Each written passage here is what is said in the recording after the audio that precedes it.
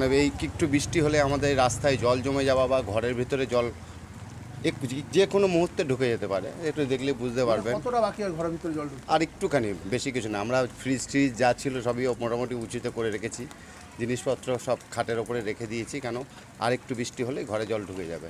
এই সমস্যার সমাধান জানি না কিভাবে হবে, কিন্তু বিগত অনেক বছর ধরেই আমরা দেখছি এই সমস্যায় আমরা আগে সম্মুখীন যে হয়েছি। কাউন্সিলর ছিল, যে সেই কাউন্সিলর কি সমস্যার সমাধান সে করেন? একই, আগে এখানকার কাউন্সিলর ছিল সঞ্জীব চট্টোপাধ্যায়, তখনও জলের সমস্যা ছিল, বর্তমানেও এখনও জলের এই দেখতেই পাচ্ছেন এখন সমস্যা। বর্তমানে কাউন্সিলর কি?